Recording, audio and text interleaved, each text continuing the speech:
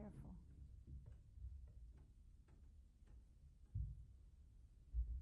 Okay. This is tape 4 with Aron Fellenbaum, February the 12th, 1996, in Los Angeles, California. So, Mr. Fellenbaum, you were saying you came to Los Angeles and you were reunited with your sister. Yes. What was that like? Well, it was no matter what, in the United States, they didn't comprehend what was going on there. You see, they didn't. Because it's very hard for people that didn't go through to really comprehend what was going on. Besides, she was here, she just got married, she had 2 little children, the husband was in the army, you see. She probably just what she read in the papers, but they didn't comprehend what was going on. Did anyone ask you questions? Were they interested in what you went through at that time? Well, at that time, it was very hard for us to talk about it. You know, even during when my children were growing up, it wasn't easy to talk about it, you see. In fact, here, don't forget, even in the United States here, anti-Semitism was also a little bit rampant. I got a job in the beginning, and I only lasted 8 days. Why was that? Well, maybe, they figured the Jews, they learn the job, and then they go out on their own. You see. So, when did you and your wife, your future wife, become reunited? Okay, so I was in contact with her. In the meantime, she and her sister went to Havana, Cuba. And my future brother-in-law came to Cuba and he married the sister. And then when she came to Cleveland, I went down to Cleveland also. And we got engaged over there. The family made a little engagement party. And of course, her family thought that I might stay in Cleveland. But first of all, after living in California, it's very hard to live in the East. It's too hot. I was at night I couldn't sleep. It was too hot. During the day, when I used to take the streetcar downtown, it was too hot. It was all wet. And the other thing is, I had too big a family in Cleveland. That was pre-World War I immigrants, and it didn't work so good. My sister had a lot of problems with them over there, you see, because they figured the element that came to the United States is a illiterate element. It was an element that used to come in the 1890s, in 1900, and of course now we were different. No matter what education we had some education. We knew what was going on and all the other things. So I figured Cleveland is not for me, and I came back to California, and she followed. She figured, okay, her sister told her, "You'll marry him, he's a nice guy." So when were you married? I was married in December 3, 1949. Yes, he came here. I had an aunt and an uncle, so I stayed. No, I rented an apartment, but she stayed with them for a while, and they knew a rabbi here, and the rabbi married us in his study. You see, I already had, and I rented an apartment, and I had a little job already, and we started building a family and everything else. How many children do you have? 3. What are their names? My son is Irving. He's the oldest. And the middle one is Ernest. And I have a daughter, Elaine, you see. My son lives here in Santa Monica, the old one. And the younger one lives in New York. He's married. His wife's name is Jackie. And my daughter lives in Oakland. And her husband's name is Dean Bloomberg. And what kind of business did you go into? What did you do? Well, I got a job in a toy and novelty store downtown Los Angeles. I worked there for maybe about 10 years, you see. But of course, it wasn't enough. So I saved up some money. I bought a duplex here, not far from here. And then I just figured I should go into business because, families' needs are large. So I took out a second mortgage on my duplex, and I bought a liquor store with a partner. And we were doing pretty good. And then he decided he doesn't want to be in the business. So we sold that business, and I bought another business in Alhambra, and also stayed there about 10 years. And business was pretty good, And it's just, most of the people that came, our survivors, they did pretty good, even without the big education and all the other things. But we knew we had common sense, so. And now what do you do today? Now, after that, I somehow my blood pressure got a little bit too. I worked very hard in the liquor store. We had to work 7 days a week, long hours, and my blood pressure got a little bit too high. So the decision was made I should sell the business. So we sold the business, and we took a trip cross-country by car for about 4 weeks. We visited most of the cities in the United States. And when I came back, I noticed a net in the Neighborhood Messenger. A bank is looking for a person that speaks Yiddish and has business experience. I figured that's for me. Because, so I applied for the job. The guy hired me. And I've been there 14 years, and get to know a lot of people, because it was on the corner of Beverly and Fairfax. Usually in banks, people change. Stay a few months, I stay there. And get to know a lot of people.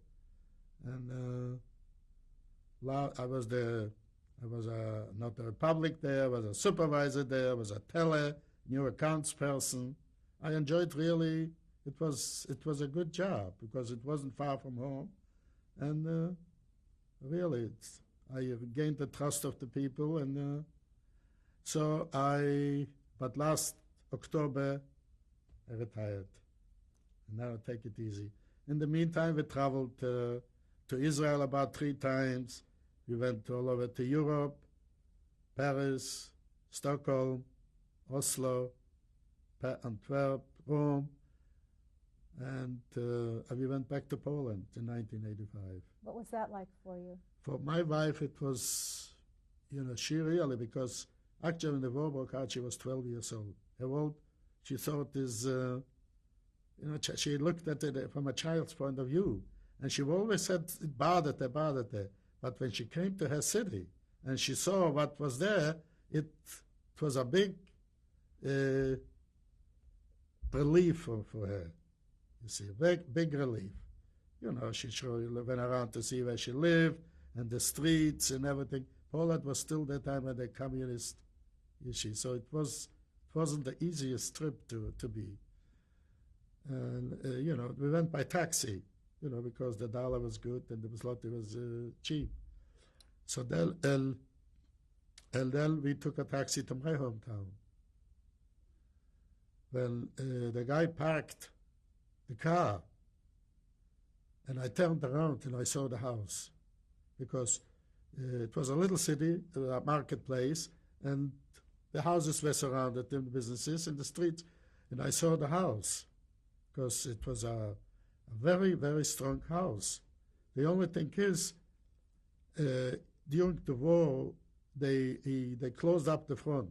It faced the front to the marketplace. So I went into the back. We had the back, a big yard. We had a permanent sukkah. They used to, the roof used to open. Used to call it a schlag. I don't know why. And I went, we had a little basement. In the summertime, it should be cool. In the winter, it should be warm. And I went into the house, and like I said, I forgot already. I noticed that the ovens were all made out of tile, which was a novelty at that time in the 30s to build of tile. And the floors were the same, the rooms were the same. And that guy, that Polish guy that lives there, he knew who I was. So he says, he's in Polish, he told me, he pays rent to the city hall. This is really, I just think here we left them all these things we left for them. They used to say, when the war broke out, they used to say to us in Polish, before the war, the houses were yours and the streets were ours. Now, the houses are ours and the streets are yours. And I walked along, I went over there to where the school was, where I used to go to school, same thing. And they used to have a little park close by. And next to it was the church, and next was a library. You see, I used to go. Then we went, the one river flows into the other. I went to where I used to play in the summertime. I used to go to the beach, like they said. We used to play cards. Then I went along the whole streets. There used to be mostly Jewish stores, and there was nothing there now, nothing. And finally, I wanted to go see when I went where the synagogue was there was nothing there either. And I wanted to go to the Jewish cemetery. And before you go to that street was my grandmother's house. It's still standing there. But we finally walked to the Jewish cemetery. It was about a couple of miles. Whomever I asked, they didn't know where the Jewish cemetery is. Finally, we walked there, but the Jewish cemetery was all destroyed. There was nothing there, you see, nothing. Mr. Fellenberg, let me ask you now that it's 50 years after the war, is there any message that you'd like to leave for your children and future generations?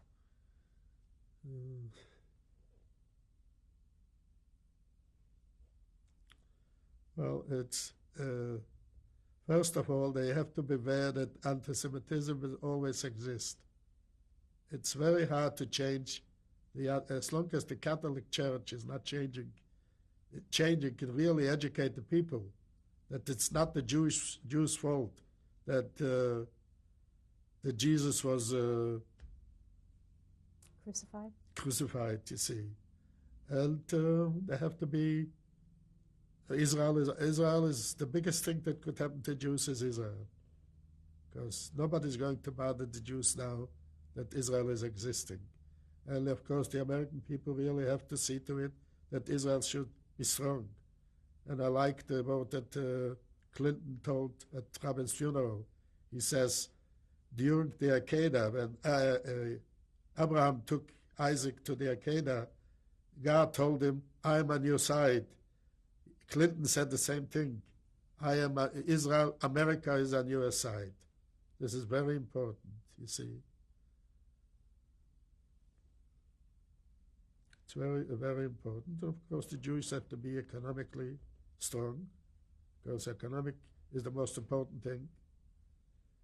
If they will be economically strong, nobody's going, it's touching, and we'll hope for the best. Thank you very much. Thank you. We appreciate you giving us the time to give us your testimony. Now we're going to meet your wife and look at some of your pictures. Okay. Mr. Fellenbaum, would you please just show us the film that the British chaplain gave you at Bergen-Belsen when you were liberated?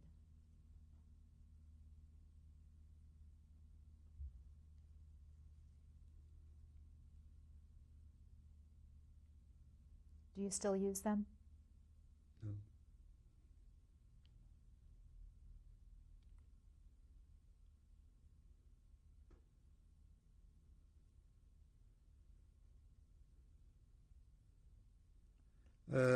Sometimes when I go to prayers to a house where somebody passed away, and the people are Orthodox, so I take them along and use them.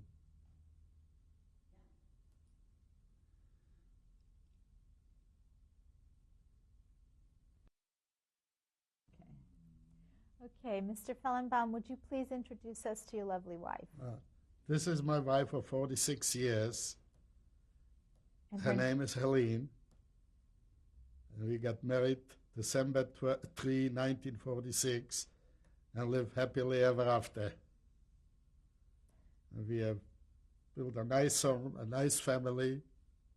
And what else can you ask for? Is there something you'd like to add, Mrs. Fellenbaum? Well, I think I said it already, that we are both happy with each other, and I'm so pleased that this is over. Thank you very much. Thank you. We appreciate it.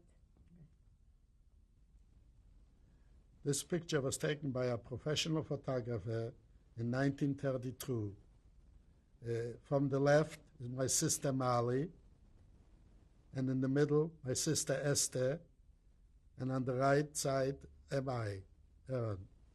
Sitting is my mother, Sarah, holding my little brother, Joshua, and then it's my father, Yitzchak.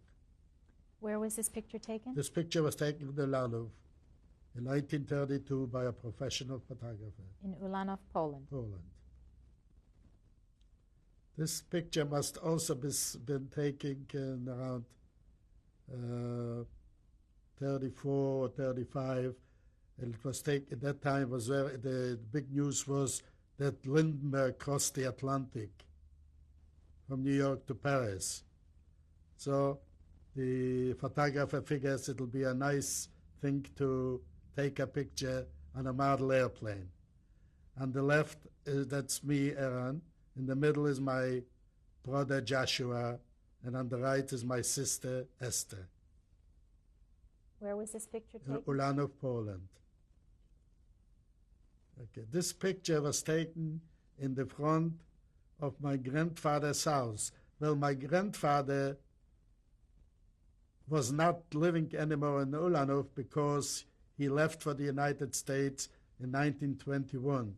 But the sons wanted we should send him some pictures of that house. So we took a picture of this, and this is on the left side, the tall man. This is my father, Yitzchak. And in the middle is my sister, Esther. And on the right side, that's me, Aron. And the other three people are just neighbors on the street. It was taken in Ulanov. I think before Pesach, we used to feed some turkeys for Pesach. Tell us how you got these pictures. These pictures, like I said, the family, the family in the United States in Cleveland, Ohio, requested somehow we should send them some pictures from their hometown. So you got these after the war from your family? These pictures, I got them probably, we had an aunt and an uncle that also came to the United States in 1926 and 27. And I got them from her. And their names was Aron and Goldie Hackle. They were living here in Los Angeles. This is also a picture taken in the winter of 1935 in Ulanov, Poland. On the left side is my sister Esther, and on the right side is my brother Joshua. This is a picture of my sister Esther, and as you can see, we had sidewalks over there in Ulanov, Poland by then. Must have been also around 36 or 37, 1936 or 97, in Ulanov, Poland. This is a picture was taken in Ulanov, Poland in 1940, after the occupation of the Germans, where everybody was required to wear an armband with a Jewish star. And this is I and a lot of my neighbors and friends. And we took this in the backyard of our house. Which one are you? I am in the middle. Should I show with the finger? No, tell us approximately. You know, the girl in the front stay with that, about the third one, with the armband. I am on my head shows on the top. You see that? And, well, maybe one or two of those people survived. I know one survived, that is on the left side. He's in New York. He was in camp with me. All the others, I don't think, survived. This is a picture was taken after the Germans burned. We had a beautiful synagogue in the land of Poland. In fact, the inside of the synagogue, we had special painters from Vienna that painted all kinds of biblical scenes inside. In fact, the Jewish people that were residing in the United States sent the money for that. And we had all kinds, the Exodus from Egypt and from Babylon, all kinds of beautiful Jewish murals on the synagogue. And the Germans burned the synagogue about 1940, and then we had to come and clean up the stones and everything else. And I am in the background on the left side, some of the few that in there survived. Those that went to camp with us that time to Yanyeshuv and Budzin. This picture was taken in July 1945 in Sweden. This is on the left side, that's me, Aron, and on the right side is my friend Michael Marder, with whom I went through from the first day in camp till liberation, and then we went to Sweden together, and then he came to the United States. He came a little later than I am. He's residing now in Miami, Florida.